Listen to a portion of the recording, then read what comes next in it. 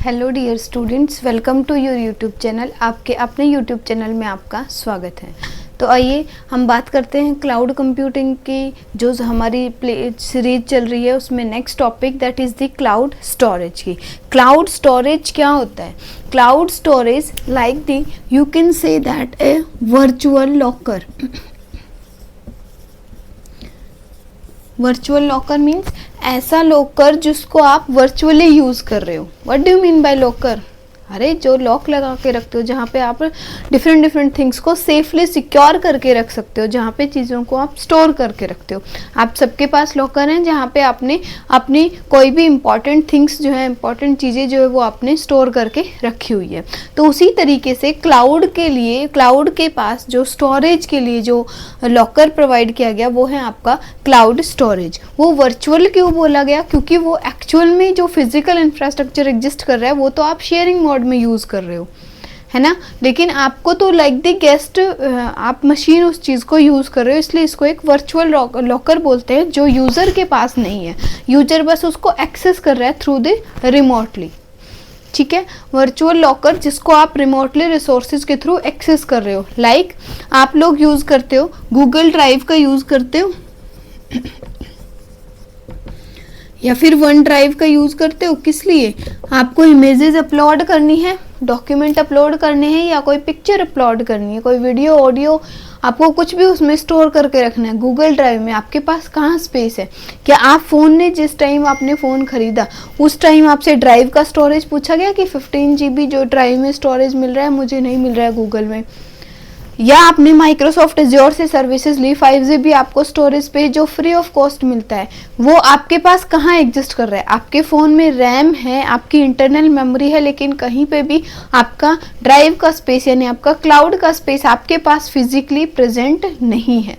ऐसा storage space जिसको आप वर्चुअली यूज़ कर रहे हो टू द रिमोट लोकेशंस पे, वो आपका डिफाइन करता है किसको? वर्चुअल या आपके स्टोरेज को, क्लाउड स्टोरेज को डिफाइन करता है। ठीक है, क्लाउड स्टोरेज के अंदर हम क्या करते हैं? डेटा को डिफरेंट हाउ टू वर्क, हम क्लाउड स्टोरेज के ऊपर क्या क्या वर्क कर सकते हैं।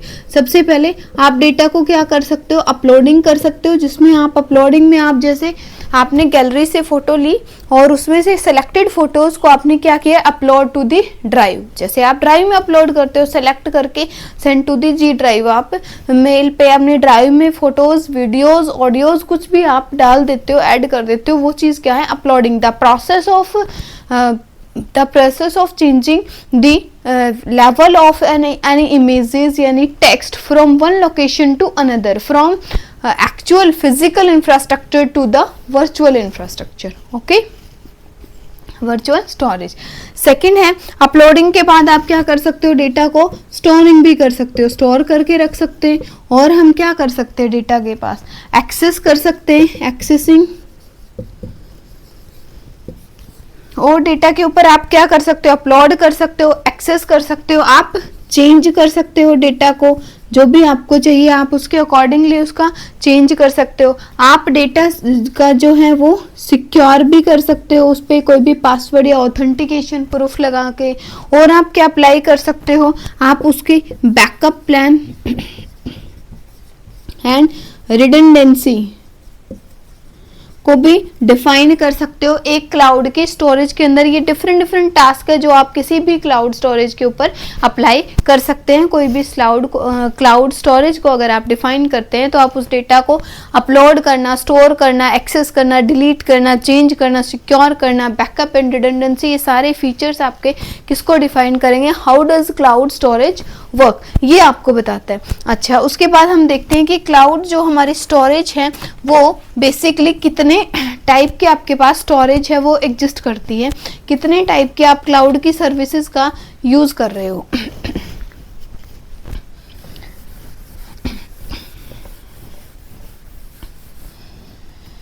देखिए, क्लाउड के उससे पहले टाइप से पहले हम देखते हैं क्लाउड्स के फीचर्स क्या क्या है। क्लाउड्स के फीचर्स क्या है? क्लाउड स्टोरेज के फीचर, सबसे फर्स्ट फीचर है आपका greater availability of resources. Resources को ग्रेटरली अवेलेबल कराता है यूजर के लिए, क्योंकि आप सभी रिसोर्सेज को, मल्टीपल रिसोर्सेज आपके पास क्लाउड में प्रेजेंट है, वो यूजर के लिए अवेलेबल कराना काम किसका है, क्लाउड स्टोरेज का। सेकंड, इजी मेंटेनेंस है, सर्विस प्रोवाइडर मेंटेन करेगा गूगल को, या आपको यूजर को, एंड यूजर को कुछ भी मेंटेन नहीं करना है, तो ये क्या है, इजी मेंटेनेंस है।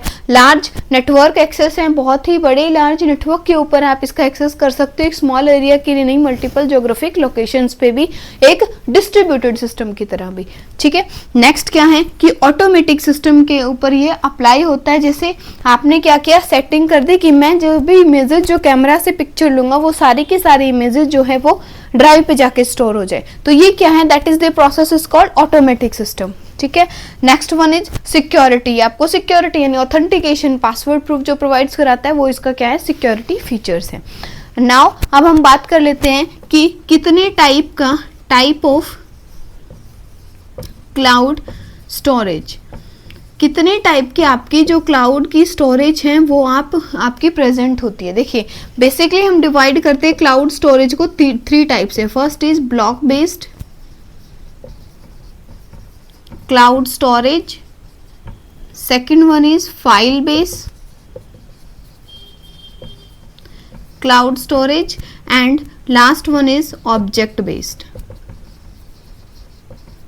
Cloud storage. देखिए वन बाय वन हम समझने की कोशिश करते हैं कि क्या होती है क्लाउड स्टोरेज को। अगर आप block based cloud storage use कर रहे हो, ब्लॉक बेस्ड क्लाउड स्टोरेज यानी आप मेमोरी का पार्टीशन कर रहे हो डिफरेंट पार्ट में। अगर आपके पास 1000 GB का मेमोरी स्पेस है तो आपने क्या करना है, उसको ड्राइव में पार्टीशन करना है। जैसे आपके पास हार्ड ड्राइव है, हार्ड डिस्क है, वो आपके पास 1000 GB की है, आपने उस हार्ड ड्राइव के पार्टीशन कर दिए वॉल्यूम्स में, 2 पार्टीशन कर दिए या फिर 3 पार्टीशन कर दिए, लोकल डिस्क सी, डी और ई, आपने 3 ड्राइव में उसको पार्टीशन कर दिया। फर्स्ट इज 500, 300, 200, इस तरीके से आपने उसके पार्टीशन करे।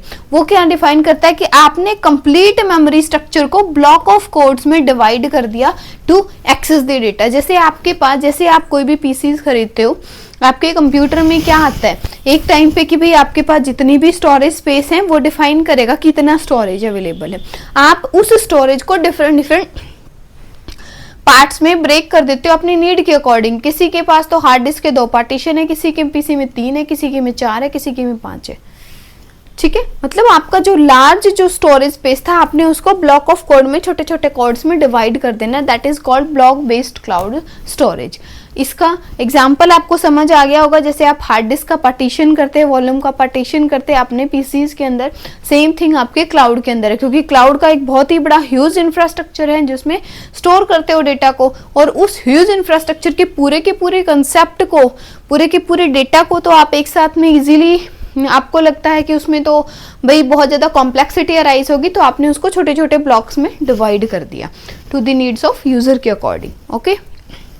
So that is called block based storage, cloud storage. Next one is file based. File based storage क्या होता है, जैसे ही आपने इंटरनेट से कुछ भी सर्च किया, ये फाइल आपको पसंद आई, ये नोट्स आपको सर्च करे, आपको अच्छे लगे, आप इसको फाइल को डाउनलोड करते हो, तो जैसे ही आप उसको डाउनलोड करते हो वो फाइल जो है आपके पीसी में आ जाती है, that is called file based cloud. File based cloud को ना तो आपको ये करने की जरूरत है कि फाइल बेस्ड क्लाउड है इसको मेंटेन करना है, ब्लॉक ऑफ कोड में पार्टीशन करनी है, आपको ऐसा कुछ नहीं करना, ब्लॉक में भी पार्टीशन नहीं करना, आपको सिर्फ और सिर्फ नेटवर्क इंटरफेस कार्ड से ये जो आपका फाइल होती है वो आपके एनआईसी कार्ड से डायरेक्ट अटैच होती है, नेटवर्क इंटरफेस कार्ड से, जिससे आप किसी भी फाइल का इजीली एक्सेस प्रोवाइड करा सकते हो या इजीली उस चीज को एक्सेस कर सकते हो, कंप्यूट कर सकते हो दूसरे डिवाइसेस के साथ में, ठीक है। और फाइल बेस्ड स्टोरेज सिस्टम के अंदर क्या है, ये ऑलरेडी आप, क्योंकि इसका ऑलरेडी पार्टीशन है, आपको पार्टीशन नहीं करना, आप जस्ट उस फाइल को यूज कर रहे हो, आप उसको डाउनलोड कर रहे हो, कहीं पे भी वर्चुअल स्टोरेज में थी, आप उसको अपने फिजिकल स्टोरेज में लेके आ रहे हो, that is the concept of file based cloud storage, जिसमें आपके पास कंप्लीट की कंप्लीट फाइल प्रेजेंट है, ठीक है, आप उस फाइल के ऊपर ऑपरेशन लगा रहे हैं, एडिशन डिलीशन जो भी आपको ऑपरेशन लगाना है वो आप उसके ऊपर अप्लाई कर रहे हैं। Last one is object based storage. Object based storage क्या डिफाइन करता है? ये बेसिकली डिफाइन करता है कि आपके डिफरेंट टाइप्स ऑफ ऑब्जेक्ट्स को डिफाइन करता है।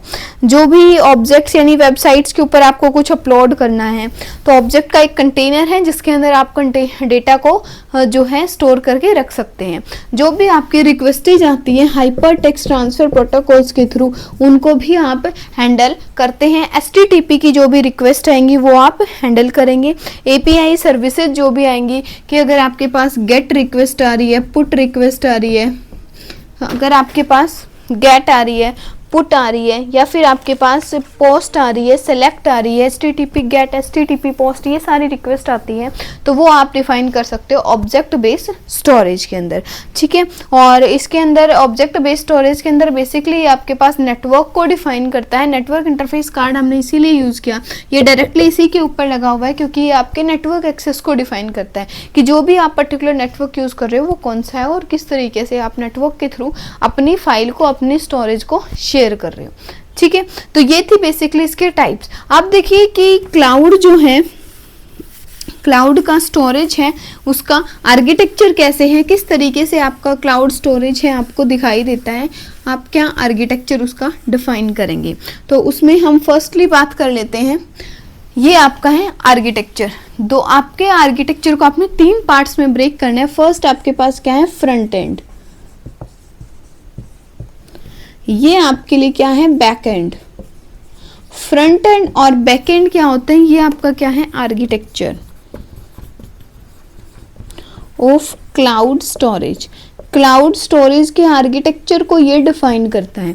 देखिए फ्रंट एंड जहाँ पे आप हो, जहाँ पे हम हैं, जहाँ पे यूजर उस चीज को एक्सेस कर रहे हैं, मतलब एंड यूजर जिस लोकेशन पे प्रेजेंट है that is called front user, जिसको बोलते हैं हम क्लाइंट इंफ्रास्ट्रक्चर। यहाँ पे क्लाइंट का खुद का इंफ्रास्ट्रक्चर प्रेजेंट है कि क्लाइंट के पास उसके लिए क्या है। भाई क्लाइंट का इंफ्रास्ट्रक्चर आप उसे पीसी से एक्सेस कर रहे हो क्लाउड को, या मोबाइल से एक्सेस कर रहे हो, या फिर आप किसी अनदर फॉर्म में टैब से एक्सेस कर रहे हो, क्या आपके पास इंफ्रास्ट्रक्चर अवेलेबल है, ये उस चीज़ को डिफाइन करेगा। इंटरनेट जो है वो बेसिकली किसको डिफाइन करता है, आपके कनेक्शन को डिफाइन करता है, कनेक्शन एस्टैब्लिश करता है फ्रंट एंड और बैक एंड के बीच में। बैक एंड क्या कि उसके पीछे की एक्चुअल फंक्शनिंग क्या हो रही है जो आपका सर्विस प्रोवाइडर कर रहा है, आप तो सिर्फ उसको यूज कर रहे हो और चले जा रहे हो।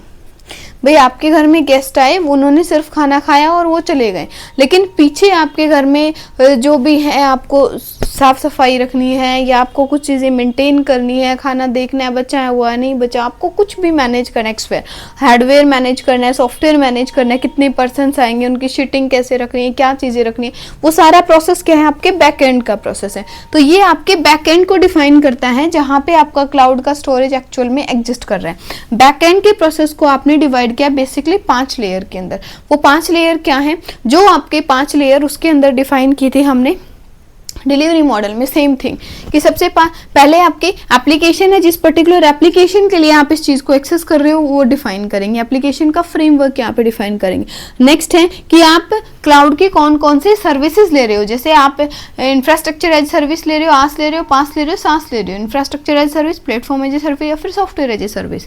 ये सर्विसेज क्या है, इनके लिए भी हमने वीडियो बना रखी है, पहले से जो बनी हुई वीडियो उसके अंदर आस पास सास तीनों को बहुत अच्छे से एक्सप्लेन किया गया है। अगर किसी ने वीडियो नहीं देखी है तो पहले जाके वो वीडियो देखो, तभी ये समझ आएगा। नेक्स्ट है कि क्लाउड के रन टाइम एनवायरनमेंट्स आपको प्रोवाइड कराना, क्लाउड के लिए स्टोरेज अवेलेबल कराना, और ये इंफ्रास्ट्रक्चर किसका है, ये सर्वर का इंफ्रास्ट्रक्चर है जो आपको सर्विसेज दे रहा है।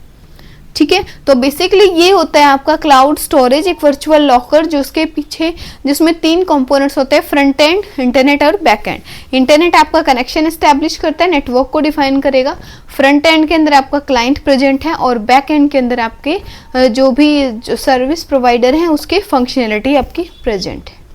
ठीक है, आई थिंक आपको क्लाउड स्टोरेज का जो कॉन्सेप्ट है वो समझ आया होगा। अगर आपको वीडियो अच्छी लगी है, कंटेंट समझ आया है, किसी और टॉपिक की आपको वीडियो चाहिए तो आप प्लीज़ कमेंट करके ज़रूर बताएं। आपकी कमेंट के अकॉर्डिंग ही आपको कंटेंट ज़रूर दिया जाएगा। अगर आपको वीडियो अच्छी लगी तो इसको लाइक करें, चैनल को सब्सक्राइब करें और अपने फ्रेंड्स के साथ शेयर करना ना भूलना।